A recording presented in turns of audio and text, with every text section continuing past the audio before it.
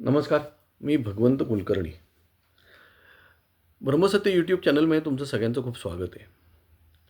आजचा विषय म्हणजे की ब्राह्मणांच्या बाजूनी आवाज उठवणारा किंवा देवस्थानाच्या बाजूनी आवाज उठवणारा एकही नेता नाही. अगदी एकही ब्राह्मण नेतासुद्धा नाही. हे मी अगदी फार जबाबदारीने सांगतोय मी हे. म्हणजे ब्राह्मणांच्या काय म्हणतात त्याला, हक्कांवर तुळशीपत्र ठेवायला सगळे तयार असतात आणि त्याच्यामध्ये ब्राह्मण पुढारीसुद्धा गप्प असतात. म्हणजे त्यांना हे पटतं असं नाही, पण ते गप्प असतात.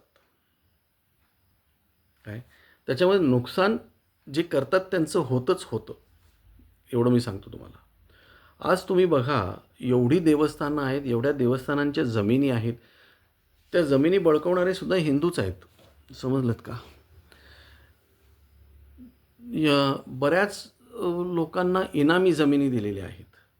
या इनामी जमिनी देणारे सुद्धा इनामी जमिनी बळकवणारे सुद्धा हिंदूच आहेत. काय आज इनामी जमिनी ज्या देवस्थानाला मिळालेल्या आहेत त्या खालसा करा याच्यासाठी मोर्चे काढणारे कम्युनिस्ट पक्षांच्या पुढाऱ्यांच्या याच्याखाली आणि त्याला सपोर्ट करणारे सुद्धा हिंदूच आहेत. पण त्या जमिनी वाचवा, त्या देवस्थानाला दिलेल्या आहेत, त्या देवाला दिलेल्या जमिनी आहेत. आपल्या हिंदू राजा महाराजांनी किंवा आणखीन कोणीतरी दिलेल्या जमिनी आहेत. अगदी माझ्या माहितीप्रमाणे तर निजामानी वगैरे सुद्धा जमिनी दिलेल्या आहेत. काय तर ह्यांना इनामी जमिनी वगैरे सगळ्या दिलेल्या आहेत त्यांना. तर त्या देवस्थानाच्या जमिनी वाचवा म्हणून कुठलाही हिंदू पुढारी किंवा ब्राह्मण पुढारी पुढे येत नाही. ही एक शोकांतिका आहे. आणि ह्याच्यामुळेच आपला आज समाज किंवा आपला धर्म याच्यावर अतिक्रमणं होत आहेत आणि अतिक्रमण हे आपल्याच लोकांकडनं होत आहेत. आज तुम्ही बघा, महाराष्ट्रातलंच आपण उदाहरण घेऊ. महाराष्ट्रामध्ये देवस्थानाच्या जमिनी बळकवण्यासाठी म्हणून कायदा केला जातो आणि तो पण भाजपच्या राज्यात. आता त्याच्यावर आवाज उठवून तो हे केलेला आहे. काय म्हणतात त्याला, परत तो मसुदा चेंज करत आहेत ते. त्याच्यासाठी कमिटी बनवलेली आहे. पण ह्या सगळ्या ह्याच्यामध्ये तुम्ही आपल्या बाजूनी बोलणारं कोणीच नाही. एकही नेता आपल्या बाजूनी बोलणारा नाही. आणि ह्याचं समजा तुम्ही काही करत असाल तर ते करत असताना म्हणजे तुम्ही देवस्थानांना विश्वासात घ्यायची गरज वाटतली नाही तुम्हाला. ज्या इनामी लोकांना जमिनी मिळाल्या आहेत, ज्यांच्या बळकवल्या गेलेल्या आहेत, त्यांना तुम्ही विश्वासात घेता येत नाही तुम्हाला. त्याच्यासाठी कुठलाच माणूस बोलत नाही. कारण इनामी जमिनी ज्या मिळालेल्या आहेत त्या ब्राह्मणेतर लोकांना, ब्राह्मण आणखीन मराठेतर लोकांना मिळालेल्या आहेत.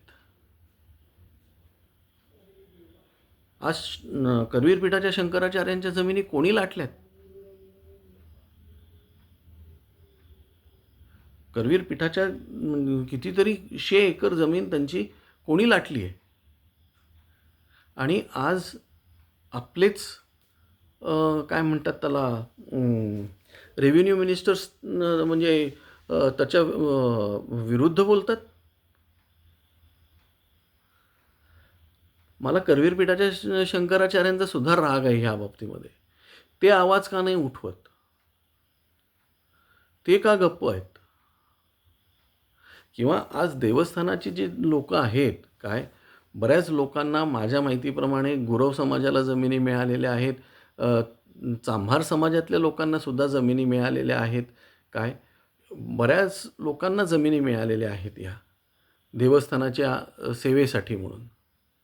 पण त्या देवस्थानाच्या सेवेसाठी तुम्ही ज्या जमिनी मिळवलेल्या आहेत, तुमच्या ज्यांना मिळालेल्या आहेत, त्याच तुम्ही लुबाडाला बसल्यास आणि आपलीच लोकं.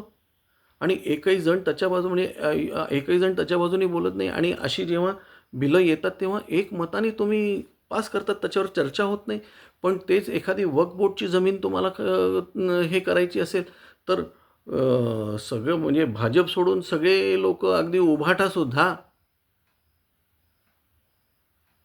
ती चर्चची जमीन वाचवा, ती याची जमीन वाचवा, काय म्हणतात त्याला. माझा चर्चच्या जमिनी कुठल्या ह्या? त्याच्यासाठी सगळे हिंदूच म्हणतात ते चर्चच्या जमिनी वाचवण्यासाठी. जे ख्रिश्चन तर बोलतातच, पण हिंदूच बोलतात. वक्फ त्यासाठी सगळे मुसलमान एकत्र होतात, उभे राहतात आणि त्यांना सपोर्ट करणारे सुद्धा हिंदूच नेतृत्व शरद पवारांसारखं, की जी देवस्थानं खालसा करायला बसलेली आहेत. आज पंढरपूरला तुम्ही कॉरिडॉर बनवणार आहात, पण कॉरिडॉर बनवताना तिकडच्या ज्या लोकांचं त्याच्यावर दिनचर्या चालती त्यांच्यासाठी काहीतरी तुम्ही ऑप्शन काढा ना. काशी विश्वेश्वरचा कॉरिडॉर बनवला आहे, खूप सुंदर आहे, त्याच्यामध्ये काही वाद नाही. काय तुम्ही तसाही कॉरिडॉर करा, पण ते कॉरिडॉर करताना ह्या लोकांना तुम्ही वन टाईम पैसे देतात हो, 5 पट 6 पट जे असतील ते. पण त्या पैशाची किंमत पुढे जाऊन कमी होते ना. त्यांचं त्याच्यावर जी दुकानं चालली आहेत, त्यांच्यावर तिथे काही जी राहण्या-खाण्याची लोकांची सोयी करतात ते, त्याच्यावर त्यांना पैसे मिळतात. त्याच्यासाठी तुम्ही काहीतरी करा ना. त्याला ऑप्शन काय आहे तुम्हाला? तुम्ही त्यांना पैसे देऊन प्लस काहीतरी त्यांचं वार्षिक उत्पन्न किती आहे त्याप्रमाणे काही त्यांना पेन्शनची सवलत करून देता येत असेल पुढच्या 25 वर्षासाठी किंवा 30 वर्षासाठी एका पिढीसाठी किंवा त्याच्यापेक्षा जास्त, तर ती काहीतरी तुम्ही सोय करा ना. बस तुम्ही सगळ्यांना अगदी आणि त्यातून काय म्हणतात त्याला, मेजॉरिटी ते ब्राह्मण आहेत. ते आवाज पण करू शकत नाहीत. तेव्हा ब्राह्मणांची आणि देवस्थानाची बाजू घेणारा एकही नेता नाही. आज एवढंच. धन्यवाद.